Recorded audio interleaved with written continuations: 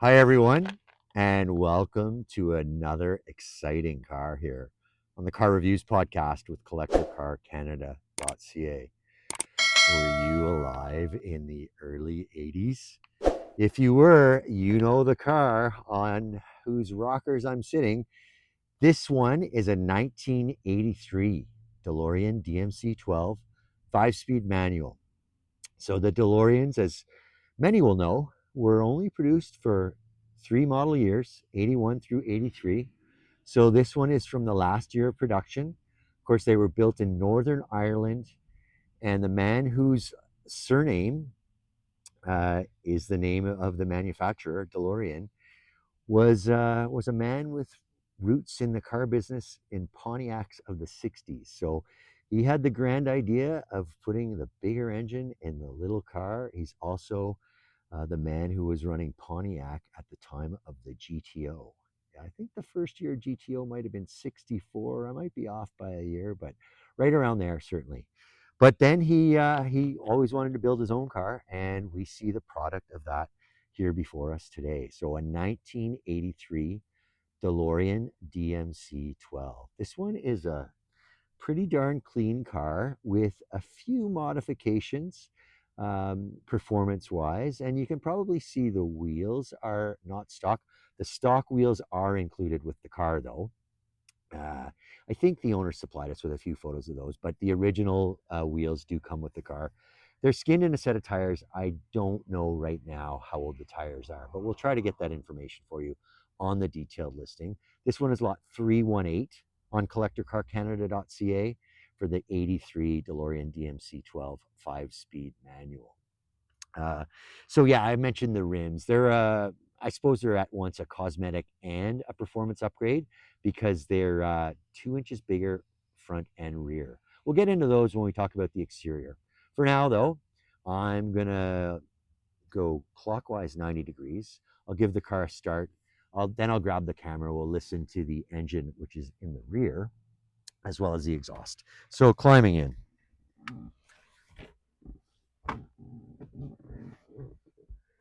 Just making sure we're in neutral here, and we are. Clutch in.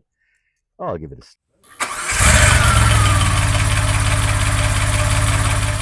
No trouble at all. I'll mention that we've had the car out this morning. Here we are in rural Bolton. That's where the car is being offered. So a bit northwest of Toronto. Starting from Toronto, you basically go to the Pearson Airport, and you go another 20 or 30 minutes. And yeah, we had the car out. We did a few driving videos. Before we started, we did a legitimate cold start. The car lives in the triple garage. It's a triple, yeah, triple garage behind us. Uh, if you don't normally watch our cold start videos, that one's worth a look, if only for the cars in the background in the garage. But when we shoot the videos and photos, we like to have the garage doors closed. So yeah, that's a bit of an intro on the car. I'm gonna come grab the camera. As I say, we'll get up close and personal with the engine compartment and exhaust. So of course, with the gull wing style doors, it's fun to have all doors open, including cargo cover and engine compartment. We'll get a shot of them with them down when we start the exterior portion of the video. But moving in closer to the engine compartment, I've got a second microphone here to get in close. So let's have a listen.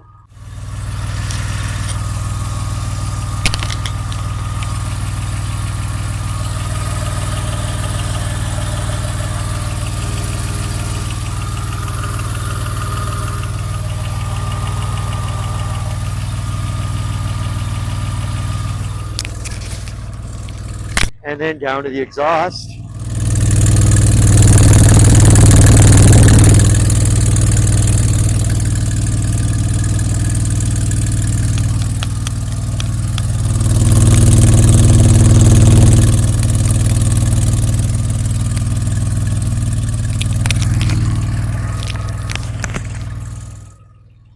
All right, now that I've turned off the second microphone, I'll just mention that, boy, this engine compartment looks nice and clean. Of course, it's a V6. We've got all the spec details on the detailed listing. Again, lot 318. It was originally rated at 130 horsepower. about right for a V6 at the time. This one comes with the 5-speed manual though, so probably a little easier for the everyday driver to get a little more out of that 130 horsepower V6. But really presentable, really clean, and you can see even these decals are in place, looking quite clean and without wear.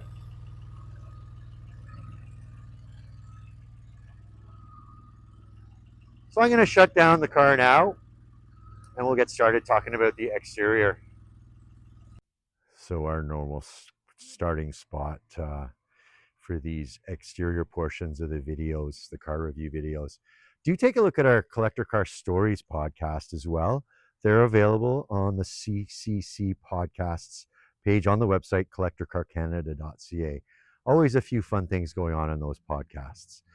And we also each week put our car reviews together to form an episode of the Car Reviews podcast. You'll find those in the very same place.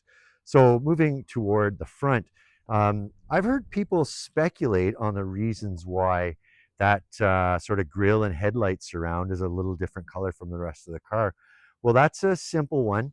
As DeLorean people will know, this car is unpainted, and it's unpainted. It can get away with being unpainted because it's stainless steel. So it doesn't need paint for rust, to keep away the rust. The stainless steel doesn't need to be protected by paint. So rust-free body panel, certainly. But that surround on the grille and the headlights is in fact a poly setup. And apparently the owner of this car tells me that it was deliberately chosen to not be identical to the stainless because the two materials would wear differently. And he said, I guess the logic at the time was that if you can't get it to perfectly match, why try to make it look like it almost matches? So that's some of the reason for that.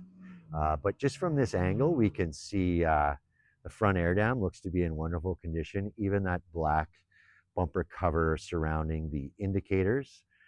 There are a couple of bug marks on there, but I don't see stone chipping.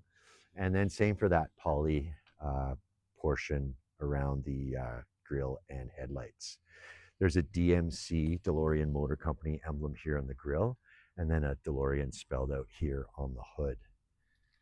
So working our way around, let's take a look at these wheels. As I mentioned, these are an upgrade.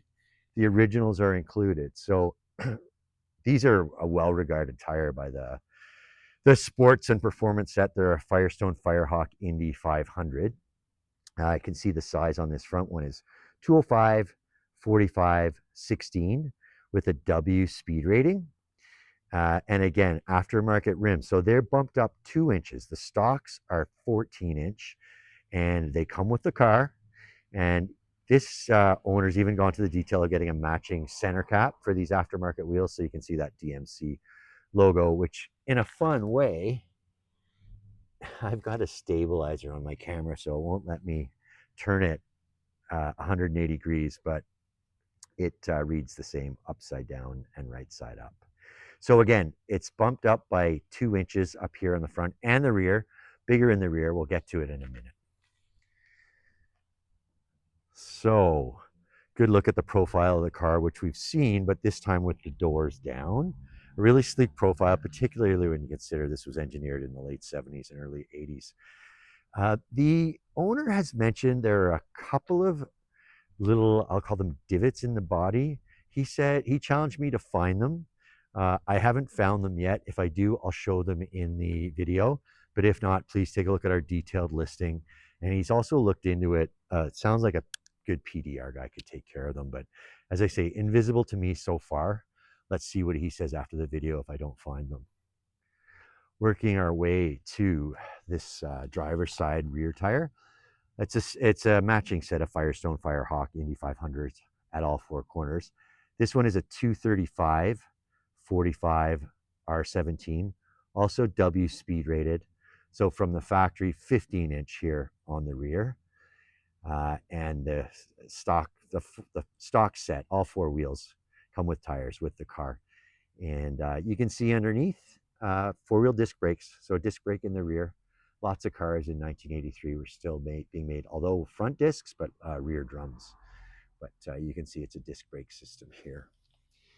A couple of neat features here. That window within a window is what goes down. And you can see the Secure It emblem on both panes of glass with the DeLorean Motor Company emblem. So probably indicative of original glass.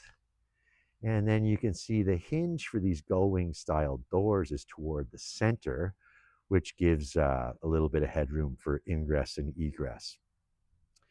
There are mirrors rather on either side, uh, not not color coded, so they're a black, sort of a plastic finish.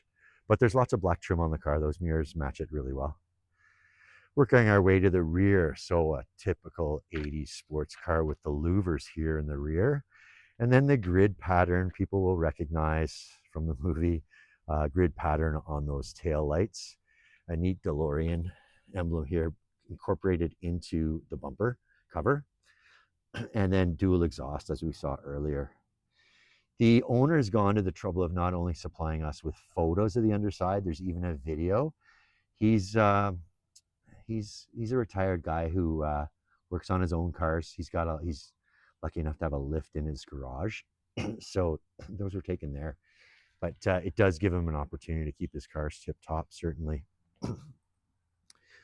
Rear quarter from the passenger side on the shaded side of the car.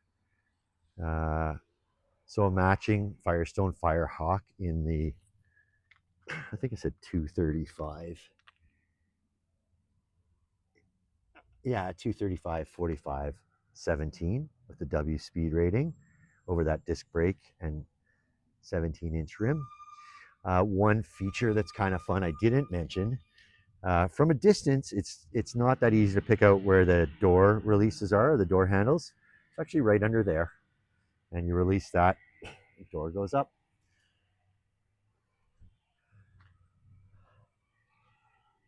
So working our way to the front here again, and there's a good look at it from the passenger's front quarter.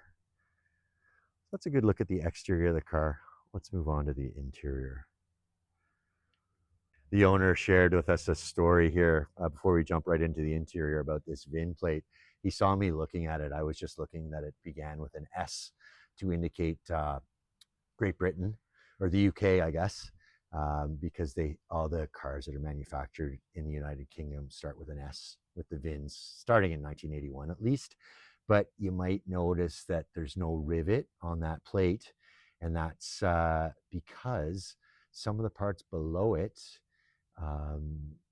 were manufactured in 82 to be 82 cars, but they weren't manufactured as 82 cars. So parts on the shelf were in place and they couldn't re-rivet them. So that's why the 83s are all glued into place. If you have any misgivings about that, know that the other VIN plate here in the door jamb is riveted down, and we can see an August 1982 manufacture date for this. So it's an early 83 car, and it's consistent with what the owner said about some of those parts being manufactured in 82, being that the whole car was manufactured in 82. They necessarily were manufactured in 82. So the big difference is DeLorean to DeLorean. He also mentioned that the hood is slightly different for the 83s. But the big differences among DeLoreans are automatic versus manual, and black interior versus gray. So today we're looking at a gray interior car with leather, 2 buckets, no rear seat, a little bit of a cargo area with a cargo net, and then of course beyond that wall is the power plant in the rear engine, V6. And the other item is transmission. There were 3-speed automatics and there were 5-speed manuals. This one is a 5-speed manual, so a little bit more sporty feel and a little more ability to get more out of the V6, and it's 130 ponies. So this car has got a set of DeLorean mats, black ones on the floor, which makes a lot of sense, protecting the original gray carpets, but even a bit of a heel plate for robustness, I suppose I'll say. Dead pedal over on the left, and then the 3 pedals, of course, being a manual transmission. A pretty cool DMC, DeLorean Motor Co. emblem here on the door jamb. You can see the handbrakes over here on the left side of the car. And then instrumentation, I recognize that odometer being a font consistent with GM cars of the day, certainly. I think it's fair to say that John Z. Delorean was smart enough to not reinvent the wheel, I'll say, for certain parts like that odometer that would have been procured from General Motors. Even AMC in this time was procuring its keys from General Motors. So if you see what was called a Jeep CJ7 in the same year as this, 1983, the keys are going to be just like your typical, oh, I don't know, Chevy Citation, or the same shape even as a Cadillac Fleetwood. So a lot of that went on in the day, and certainly GM was the dominant manufacturer at that time. Anyway, off on that tangent, back to the car at hand. So we've got a 240 kilometer an hour speedometer. A neat thing about that is it's indicative of a Canadian market car, and that is a bonus for some people because the US market cars, consistent with the regulations at the time, have a max 85 mile per hour reading. So that's only about 137 kilometers an hour. Not that I'm suggesting you should go out onto a four lane highway and drive more quickly, but sometimes these cars make it to the track. But it does kind of look funny to see an 85 mile an hour speedometer on what was thought of as a sports car at the time. So maxing out at 240, you can see in smaller, less dominant blue font is a MPH reading.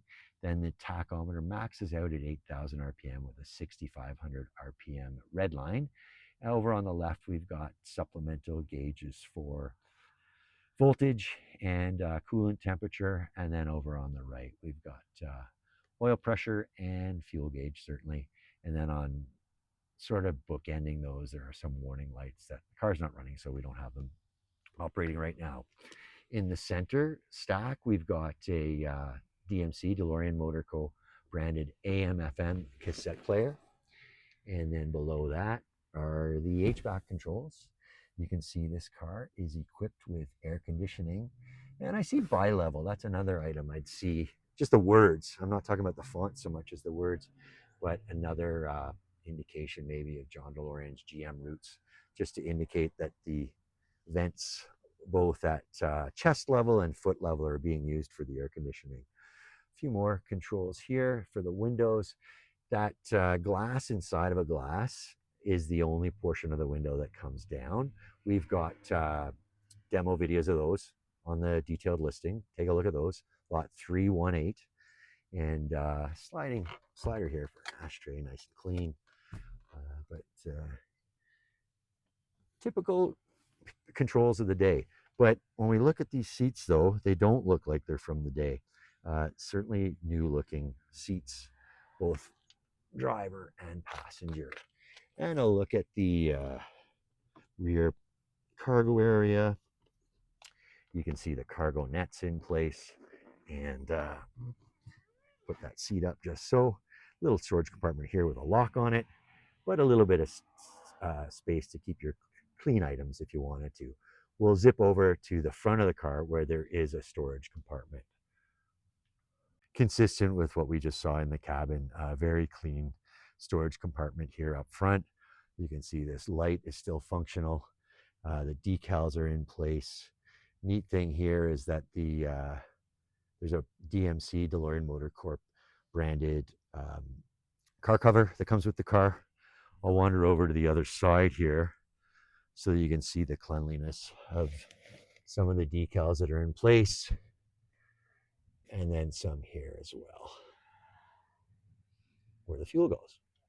So there's a good look at our 1983 DeLorean DMC-12 5-speed manual.